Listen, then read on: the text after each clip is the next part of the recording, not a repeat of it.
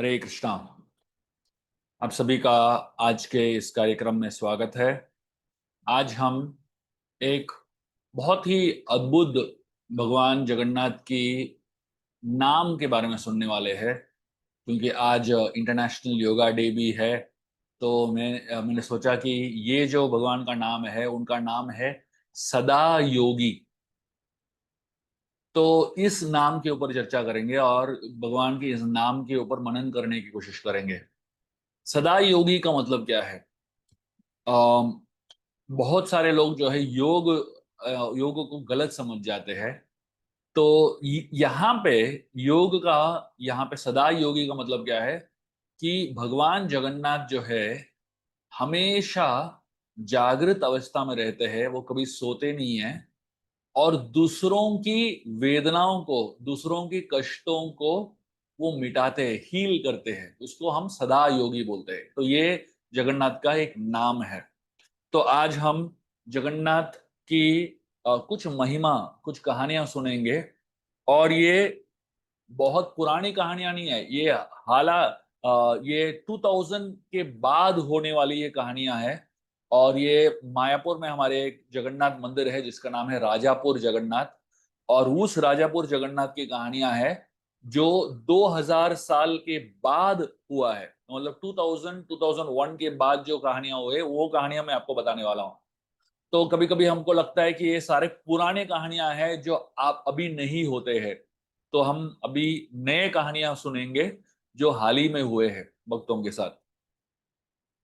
2006 में गौर पूर्णिमा से पहले एक परिवार जगन्नाथ मंदिर आया और उन्होंने जगन्नाथ के लिए एक सोने का बना हुआ तुलसी का पत्ता पत्ता जो है वो अर्पण करने की सोच रहे थे। तो पुजारी ने उनको पूछा कि आप ये सोने के बना हुआ तुलसी का पत्ता क्यों जगन्नाथ को अर्पण कर रहे हो? तो उन्होंने कहा कि हमारी शादी होके बहुत साल हो गए, करीबन 10 साल हो गए, लेकिन हमें कोई संतान की प्राप्ति नहीं हुई। तो हमने जगन्नाथ से प्रार्थना किया।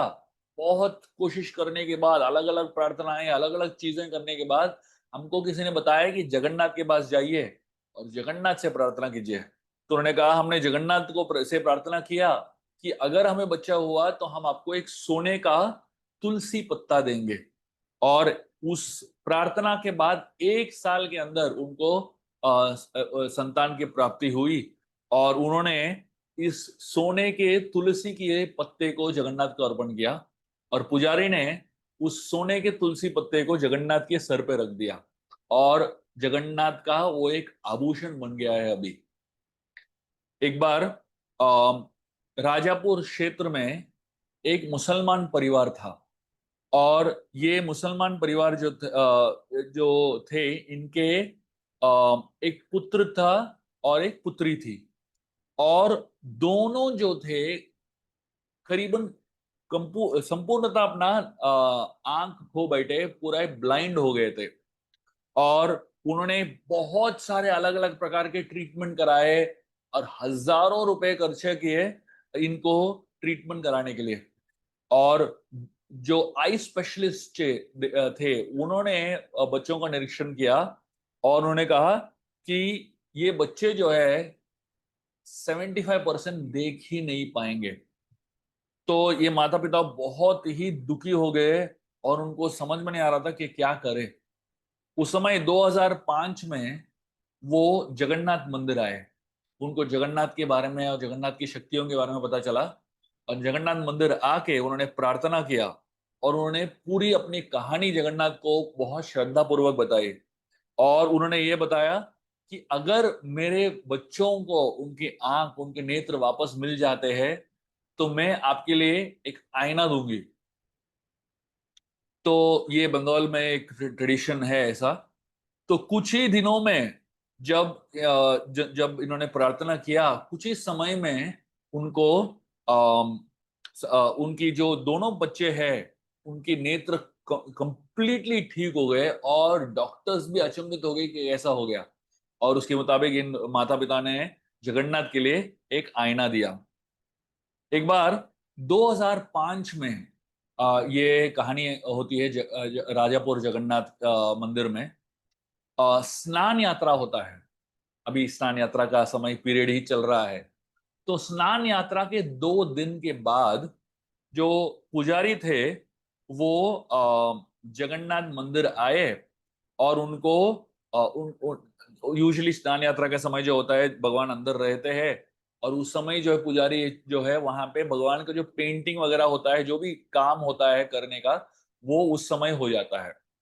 तो वो जगन्नाथ को लिटा के, एक बहुत ही सुंदर बिस्तर पे लिटा के वो उनका पेंटिंग किए और उनको लिटा के चले गए कि वो ड्राई हो जाएगा अगले दिन तक। तो जब रात को पुजारी सो रहे थे, तो रात के बीच में वो उठ गए। एक बहुत ही उनके शरीर में एक बर्निंग सेंसेशन हो रहा था, ऐसा लग रहा था कि बहुत ज्यादा फीवर हो गया है उनको। तो उनको उनको समझ में नहीं आ रहा था कि क्यों ऐसा उनको महसूस हो रहा है। तो उनको लगा शायद मैंने भगवान के प्रति कुछ अपराध कर दिया। तो रात के बीच भगवत गीता पढ़ने लगे। और अगले दिन सुबह जब वो मंदिर गए, तो मंदिर के जो सिक्योरिटी गार्ड है उन्होंने कहा कि मैंने मंदिर के अंदर से आवाज सुना रात को। तो पुजारी ने कहा कैसा आवाज सुनाई दिया आपको? उन्होंने कहा मैं मंदिर के अंदर से मुझे ऐसा आवाज सुनाई दिया जैसे कोई मानो बहुत ही बीमार हो और बीमारी से त्रस्त हो, और आवाज करते। कभी कभी ना बहुत ज्यादा बीमार व्यक्ति हो जाता है तो थोड़ा सा मोर्निंग का आवाज करता है, ग्रोनिंग का आवाज करता है। तो इस तरीके से आवाज अंदर से आ रहा है। तो सिक्योरिटी गार्ड ने कहा मैं सब जगह जाके देखा, सारे खिड़कियों को देखा, सारे दरवाजों को देखा, अंदर तो कोई था ही नहीं, लेकिन मेरे को रात भर ही आवाज आ रहा था।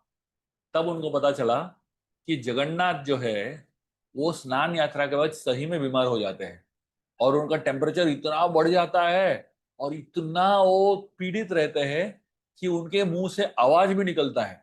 वो जो तकलीफ का जो आवाज है वो निकलता है। तो ये कहानियां जो है सिर्फ कहानियां नहीं है, ये हकीकत है। एक बार अ, एक व्यक्ति आया जगन्नाथ मंदिर, और उसका नाम था अ, भद्रसेन प्रभु। और वो अपने छोटे से बच्चे को लेके आए। ये 2 साल का बच्चा था। तो उन्होंने पुजारी को बताया कि इनको ये बच्चा जो है बहुत सालों के बाद हुआ है। और इन्होंने 3 साल पहले जब जगन्नाथ की महिमा सुनी तो वहां पे आए थे और प्रार्थना की थी, और उसके 1 साल के बाद बच्चा हुआ। तो उसके 2 साल के बाद ये लोग यहाँ पे जगन्नाथ मंदिर दर्शन करने के लिए आए और जगन्नाथ को धन्यवाद देने के लिए आए। तो जगन्नाथ मंदिर से पहले ये लोग जो है मायापुर राधा माधव मंदिर पे जाते हैं। तो जब राधा मंदिर माधव के मंदिर पे जाते हैं, तो ये बच्चा जो है माधव को देख रहा है, राधा माधव को देख रहा है। और मतलब 2 साल का बच्चा है, ज्यादा बोल भी नहीं पाता है, लेकिन उसके मुंह से कंटिन्यूअसली जग्ग जग्ग जग्ग ऐसा निकल रहा है। तो माता पिता भी बहुत ही अचंभित रह गए थे, ये क्या जग्ग जग्ग बोल रहा है। और पुजारी उस बच्चे को पूछने लगा कि आप माधव को देख के खुश हो क्या? बच्चा बोल रहा है नहीं। तो ये लोग जो है पंचतत्व लेके गए, और वहां पे भी जग्ग जग्ग जग्ग बच्चा कह रहा है। तो पुजारी ने कहा ये पंचतत्व देख के आप खुश हो गया? वो बच्चा कह रहा है नहीं। और नरसिंहदेव के पास में लेके गए, वहां पे भी जग्ग जग्ग कह रहा है। और अंत में जगन्नाथ के पास लेके गए, और जगन्नाथ मंदिर में जैसे ही ये बच्चा पहुंचा और जगन्नाथ का दर्शन किया, ये बहुत ही जोर से जग्ग जग्ग जग्ग करने लगा। और पुजारी ने उसको बच्चे को पूछा आप खुश हो क्या? तो ये बोलने लगा हाँ हाँ अभी मैं बहुत खुश हूँ। तब सोचिए, मतलब बच्चे ने कभी जगन्नाथ को देखा ही नहीं, पहली पहली बार आ रहा है, लेकिन क्योंकि जगन्नाथ का कृपा हुआ इसको, और जगन्नाथ की कृपा के वजह से इसकी जन्म हुई है। तो उसका कनेक्शन जो है बचपन से ही जगन्नाथ के पास, जगन्नाथ के साथ बहुत ही गहरा हो गया था, और बहुत ही अटूट हो गया था। तो बताया जाता है कि हमारे जगन्नाथ जो है सदा योगी है। ऐसे हजारों कहानियां हैं जहां पे जगन्नाथ अपने भक्तों के लिए जागृत अवस्था में रहते हैं और हर बार अपने भक्त की सेवा में तल्लीन रहते हैं। भगवान जगन्नाथ जो है सदा योगी है, तो उनका उनका जो हर क्षण का जो सोच विचार है वो हमेशा भक्तों को कैसे उनके तकलीफ से दूर करना और उनको उनकी कृपा देना, ये ही जगन्नाथ का सोच है। जगन्नाथ के नेत्र आप देखेंगे बहुत बड़े बड़े आंख है, लेकिन एक खास बात जगन्नाथ के विग्रहों में है कि उनके पलके नहीं होते। तो आपने कभी जगन्नाथ के विग्रहों को देखा होगा, तो आप देखेंगे कि साधारण बहुत सारे बाकी सब जो भी विग्रह आप देखेंगे, भगवान राधा कृष्ण का विग्रह देखो या भगवान विष्णु का विग्रह देखो, नरसिंह देव का विग्रह देखो, हमेशा उनमें पलके रहते हैं। तो कभी भी बंद कर सकते हैं वो चाहे तो। लेकिन जगन्नाथ के विग्रहों में पलके नहीं होते हैं। क्यों पलके नहीं होते हैं? क्योंकि भगवान जगन्नाथ जो है अपने आंख को एक क्षण के लिए भी बंद नहीं करते, ताकि वो अपने भक्तों को और भक्त जो सेवा कर रहे हैं उसको लगातार देखते रहे और उनके ऊपर अपना अनुकंपा, अपनी कृपा बरसाने की कोशिश करे। इसलिए भगवान जगन्नाथ को सदा योगी बोला जाता है। आइए हम आज इस जगन्नाथ के गुण के ऊपर मनन करेंगे। आज क्योंकि इंटरनेशनल योगा डे है, सब लोग योगा करने वाले हैं, लेकिन हम लोग योगा जो है थोड़ा अलग प्रकार से करेंगे। हम अपने सदा योगी के ऊपर मनन करते हुए और इस सदा योगी के ऊपर हम ध्यान करते हुए और उनको धन्यवाद अर्पण करते हुए इस इंटरनेशनल योगा डे को मनाएंगे। बहुत बहुत धन्यवाद। जय जगन्नाथ।